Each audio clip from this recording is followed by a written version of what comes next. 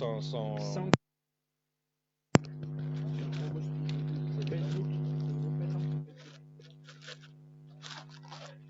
Je mets comme ça là, c'est bon. Okay.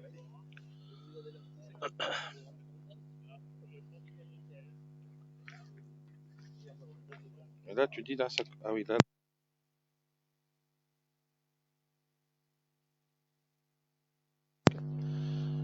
Donc bonjour pour le premier direct à la Voulte.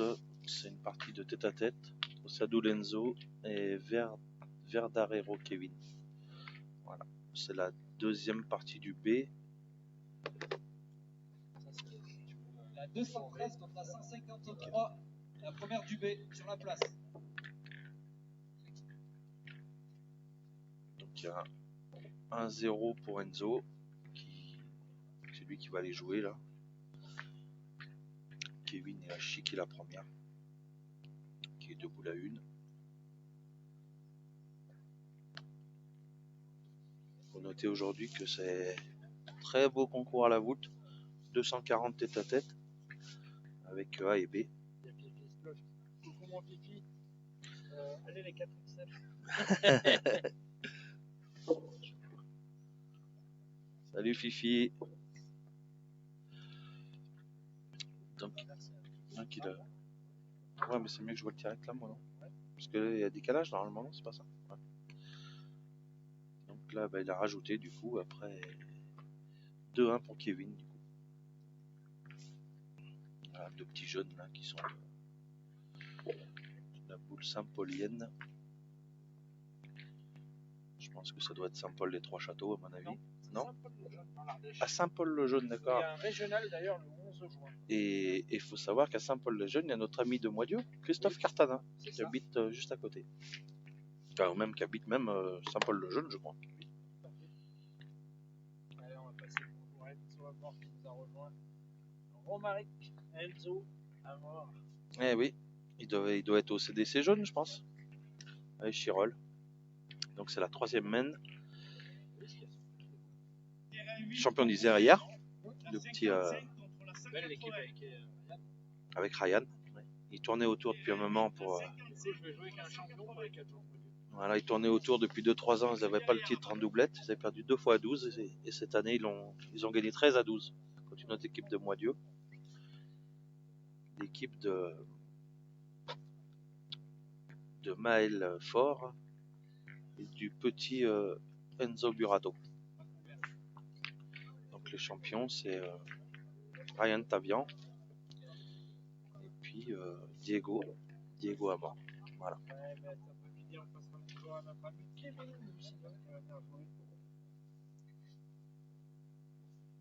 Donc on est à la troisième main.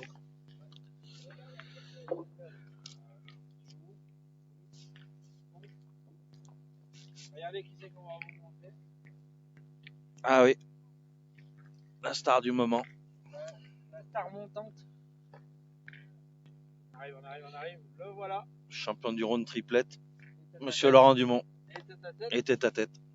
Dans le Rhône, un département très facile. Félicitations à lui.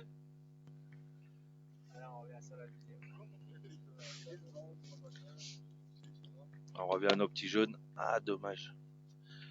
Bien joué. Malheureusement, il a mis le bouchon dans la boule à Kevin.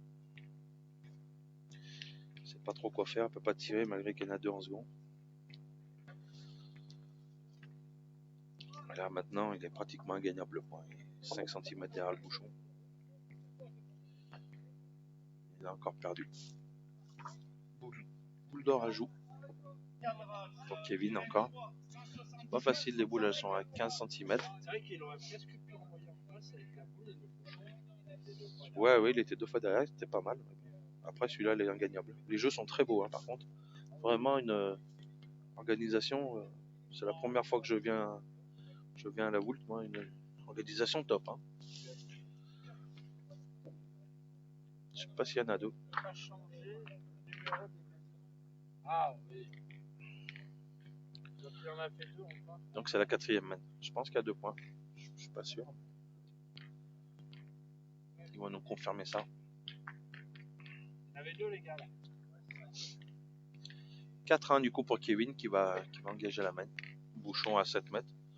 Les jeux ont pas l'air très très longs à mon avis, mais je pense que. De toute façon, ils sont relevés parce que c'est là où il faut le.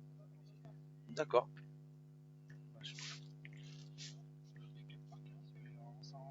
On s'en rend pas compte, ouais, on les voit. On a passé 2 jours à jouer à la bronze. Oui, aussi. c'est vrai.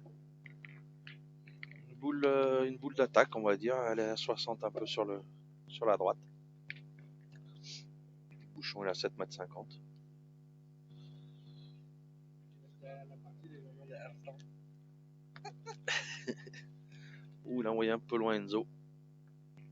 Elle est un peu bosselée. Donc ça fait que si on envoie derrière la bosse, on se retrouve tout de suite loin.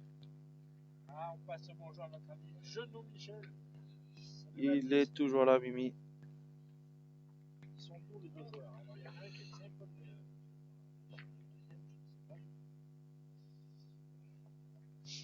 J'ai bien peur qu'il ait encore perdu. Peut-être que ça se mesure, je sais pas. Non. Il a perdu le point. Donc il a fait une bonne entame de partie. Puis là, il commence à jouer un petit peu moins bien. Kevin a pris le dessus et il va se retrouver à 2 boules tapées marquées du coup. Il peut faire un petit break. Ah bah là, pour les tireurs surtout, je pense qu'ils vont se régaler. On va avoir des parties où c'est que ça va flinguer. Il va falloir mettre les casques. Carreau encore, hein, bien tiré. Kevin qui va, je pense qu'il va s'échapper. S'il rajoute, il y en a 3. Ça peut faire le break.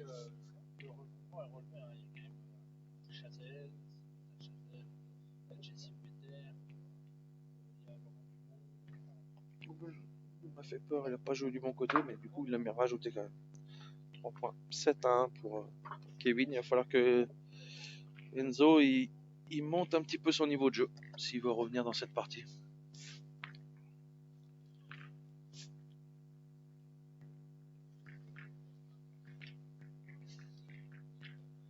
Bon, on a échappé. Non, il n'est pas là pour Ludonax. Allez, vous êtes 70 à suivre cette partie. C'est la première qu'on filme de ce matin. Il y a beaucoup de concours aussi à droite à gauche. Il y a aussi le champion de l'Ardèche cette année qui arrive, Brandon Blanc. D'accord. Je connais pas. C'est le champion de l'Ardèche cette année qui est là. Félicitations à lui. Et un beau point encore de Kevin. Bonjour, félicitations. Quoi? Ah non, je vois Micheli la perle. Eh oui. Ah, mais c'est un plateau très relevé. Hein. Il n'y a pas de. Avec Christian Chave. Micheli, il est là, il gagne le mixte. Triplette normale et finale de tête à tête. Ouais, oui. À 22 ans. Bah, c'est beau. Après, Christian, c'est un meneur de bouchon aussi. Hein. Où c'est là, lui échappé. Enzo. Je crois que. Cyprien Ayou de la pétanque Saint-Romanaise. Saint-Marcelin. Je raconte des conneries. Saint-Romanaise, c'est Jean-Michel. Eh oui, c'est le Jean-Michel. Non. Enzo, il est pas très bien dans cette partie du coup. Donc du coup là ça peut faire très mal. Elle est peut-être passée celle-là, je sais pas.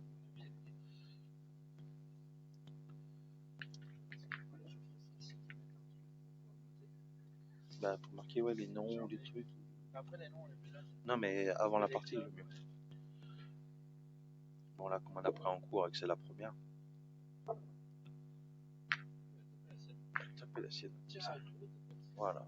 8-1, dommage, là c'était. S'il rajoutait c'était presque fini quoi. Mais là ça peut redonner un petit coup de peps.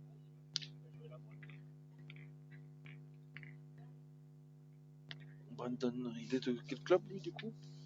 Tu m'as dit?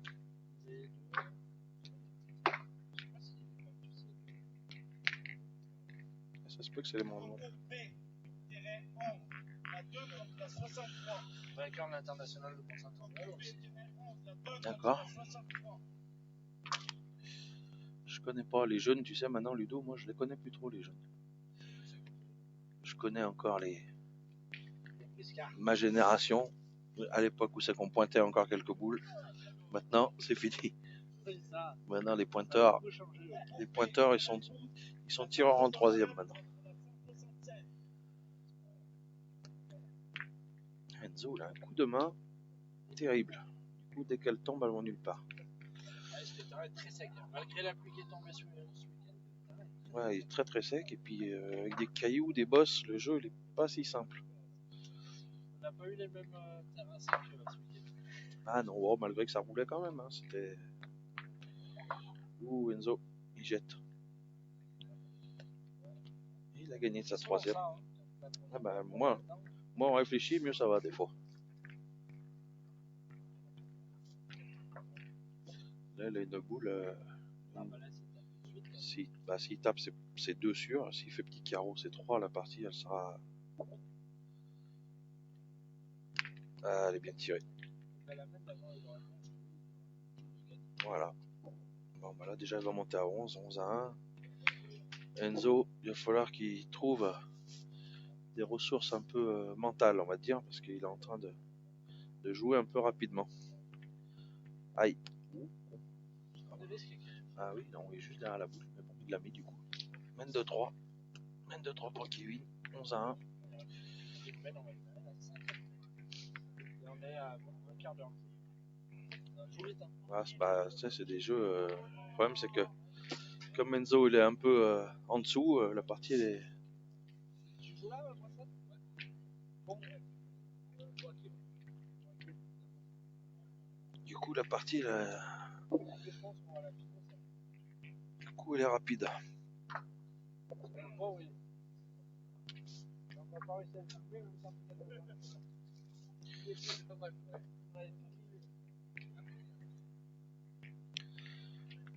6 mètres 50, première elle est 70 devant, 40 sur la droite. Voilà, celui-là normalement il n'est pas très dur à gagner. Bien joué de la part de Enzo. 25 sur le côté gauche. Kevin, on va voir s'il continue à bien tirer.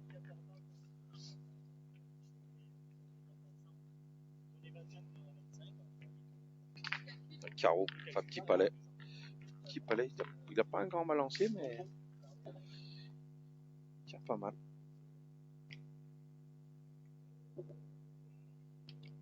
Il n'a pas monté celle-là.